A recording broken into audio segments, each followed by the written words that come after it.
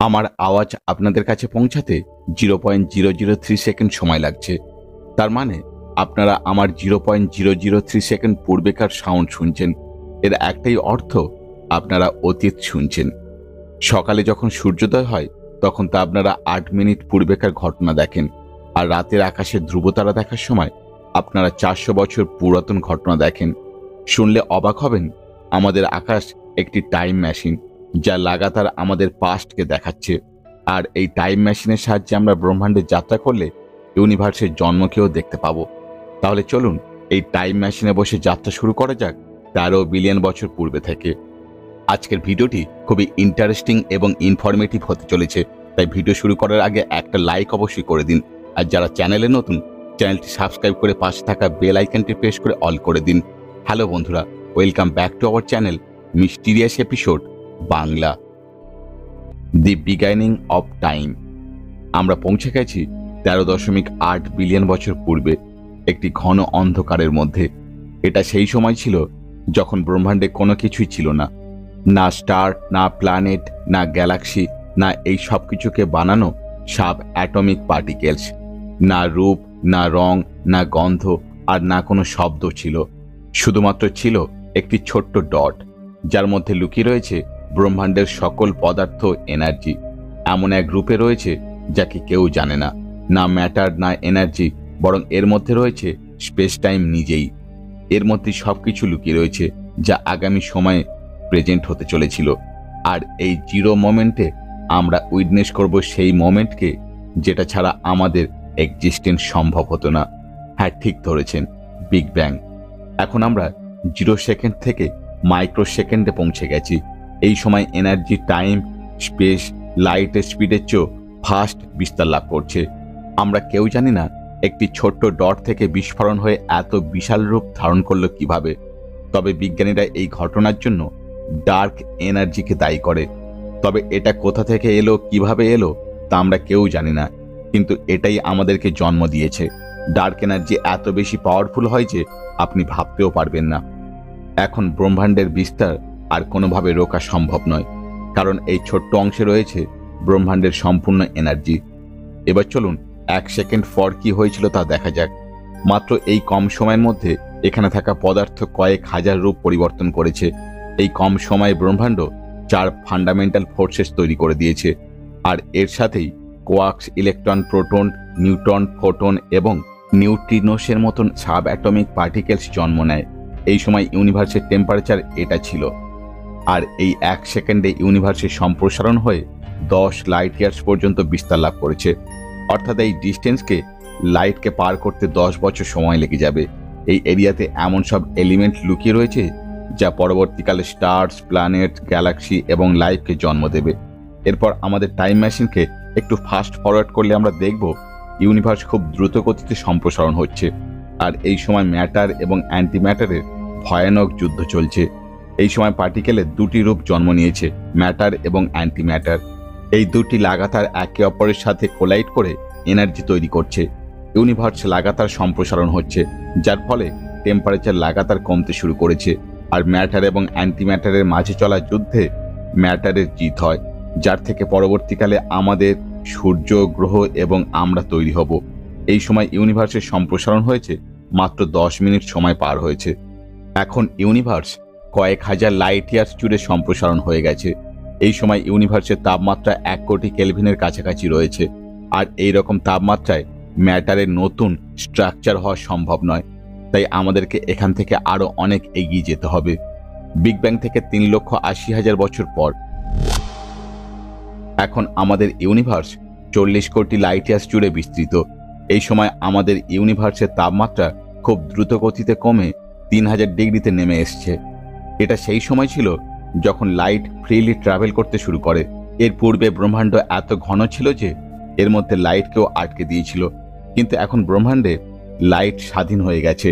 এই সময় আমাদের প্রথম পূর্বপুরুষ হাইড্রোজেন এবং হিলিয়াম অ্যাটমস জন্ম নিয়েছে। তবে এই হাইড্রোজেন এবং হিলিয়াম অ্যাটমস ইউনিভার্সের সর্বত্র একইভাবে ডিস্ট্রিবিউট হয়নি, কোথাও কম তো কোথাও বেশি রয়েছে। আর এই জন্যই ইউনিভার্স সম্পূর্ণ গড়ে উঠতে পেরেছিল, কারণ যদি সর্বত্র সমান থাকতো তাহলে এই অ্যাটমস একে অপরের আকর্ষণে স্থির হয়ে যেত সেক্ষেত্রে আপনি কেউ থাকতাম না। ইউনিভার্সে অ্যাটমস সর্বত্র সমানভাবে ডিস্ট্রিবিউট না হওয়ার কারণে গ্র্যাভিটি নিজের কামাল দেখাতে শুরু করে, আর এই অ্যাটমস একে অপরের সাথে মিলে বিশাল আকারের কসমিক ক্লাউডের জন্ম দিতে শুরু করে। আর এই কয়েক লাইট ইয়ার্স জুড়ে বিস্তৃত কসমিক ক্লাউডকে নেবুলা বলা হয়, যার গর্ভে জন্ম হবে ব্রহ্মাণ্ডের সকল স্টার এবং প্ল্যানেট। এই সময় পুরো ব্রহ্মাণ্ডে হাইড্রোজেন, হিলিয়াম অ্যাটমস এবং সাব অ্যাটমিক পার্টিকেলস প্রেজেন্ট ছিল, আর ছিল লাইট। কিন্তু লাইট থাকা সত্ত্বেও এই সময় ডার্ক এজেস বলা হতো, কারণ এই সময় লাইট ভিজিবল ফর্মে ছিল না। তাই আগামী কয়েক কোটি বছর পর্যন্ত ইউনিভার্স অন্ধকারে ঢাকা ছিল। ডার্ক এজের পর বিগ ব্যাং থেকে 30 কোটি বছর পর এই সময় নেবুলার ভিতরে থাকা গ্যাস এবং ডাস্ট পার্টিকেলস গ্র্যাভিটির কারণে লাগাতার এর মাঝে একটি সেন্টার পয়েন্ট থেকে এক্সট্রিম হিট এবং এনার্জি ক্রিয়েট করছিল, যেখানে জন্ম হচ্ছে তারার।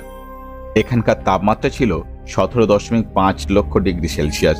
এই সময় হাইড্রোজেন অ্যাটমস একে অপরের সাথে কোলাইড করতে শুরু করেছে আর তৈরি করতে শুরু করেছে হিলিয়াম অ্যাটমস।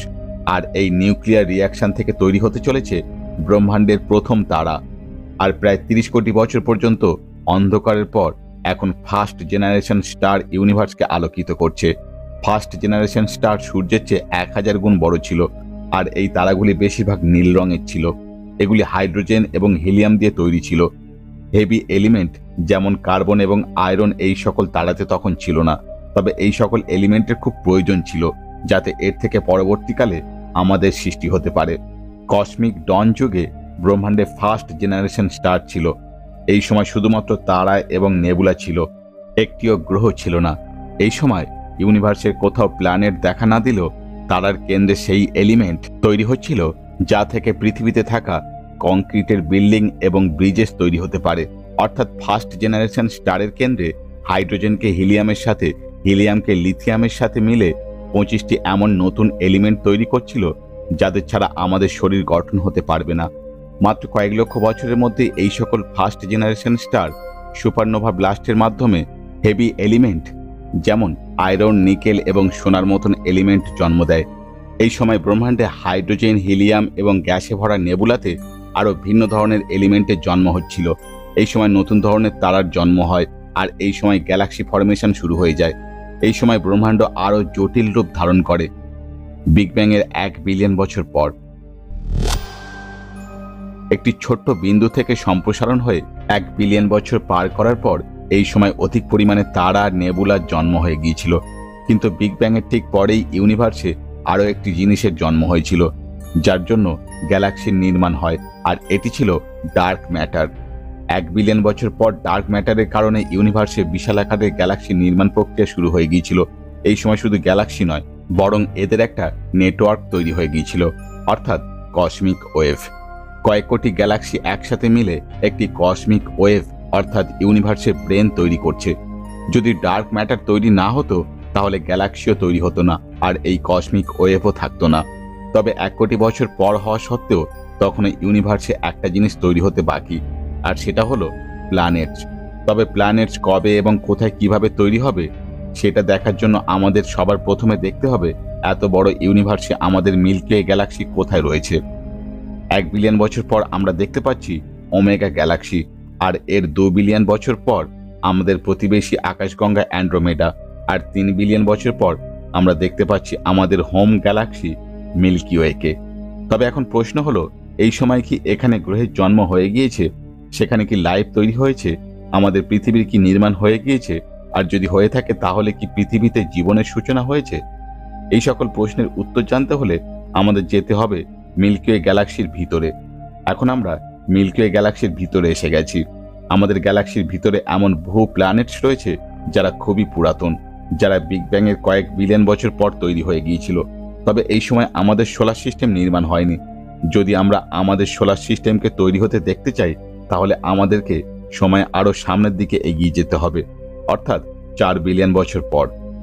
এখন আমরা বিগ ব্যাং থেকে 9 বিলিয়ন বছর পর চলে এসেছি, আর আমাদের সামনে রয়েছে গ্যাস এবং ডাস্ট পার্টিকেলের একটি মহাসমুদ্র, যেটি স্পেসে 1 লাইট ইয়ার্স জুড়ে বিস্তৃত। এই সময় এখানে এমন এক ঘটনা ঘটে যা আমাদের সকলের উৎপত্তির কারণ ছিল। 1 লাইট ইয়ার্স জুড়ে একটি তারাতে বিস্ফোরণ ঘটে, যার ফলে এই গ্যাস এবং ডাস্ট পার্টিকেলে ভরা মহাসমুদ্রে একটি ভয়ঙ্কর আলোড়ন সৃষ্টি হয়, যার ফলে শান্ত থাকা এই এরিয়া হঠাৎ করে অ্যাক্টিভ হয়ে ওঠে, যার ফলে গ্র্যাভিটির কারণে এর কেন্দ্রে আমাদের সূর্যের নির্মাণ প্রক্রিয়া শুরু হয়ে যায়, আর সূর্যের সাথে ধীরে ধীরে বাকি গ্রহের নির্মাণ শুরু হয়ে যায়। এইসব হতে কয়েক কোটি বছর সময় লেগে যায়। আর আমাদের আসল কাহিনী এখান থেকেই শুরু হয়, কারণ এখনো পৃথিবীর জন্ম হতে বাকি ছিল, এখানে জীবনের সৃষ্টি হওয়া বাকি ছিল, মানুষের সৃষ্টি হওয়া বাকি ছিল, কারণ এই সময় পৃথিবী সম্পূর্ণরূপে তৈরি হয়নি। তখন লাভায় ভরা পৃথিবীতে জীবন কোনোভাবেই সম্ভব ছিল না। আমাদের পৃথিবীকে আগামী 4 বিলিয়ন বছরে বহু পরিবর্তনের মধ্যে দিয়ে যেতে হবে, তারপর পৃথিবী বর্তমান দিনের রূপ নেবে। কিভাবে পৃথিবীতে জীবনের উৎপত্তি হলো তা জানার জন্য আমাদের যেতে হবে আজ থেকে 4.5 বিলিয়ন বছর পূর্বে। আজকের ভিডিওতে 9 বিলিয়ন বছর পূর্বে যাত্রা করালাম, লাস্ট ভিডিওতে বাকি টাইম ট্রাভেল করা হবে। ভিডিও কেমন লাগলো কমেন্ট করে জানাতে ভুলবেন না। ভালো লাগলে একটা লাইক, বন্ধুদের মধ্যে শেয়ার, আর এই ধরনের ইনফরমেটিভ ভিডিও পেতে চ্যানেলটি সাবস্ক্রাইব করে পাশে থাকা বেল আইকনটি প্রেস করে অল করে দিন। দেখা হচ্ছে পরবর্তী ভিডিওতে, সঙ্গে থাকুন।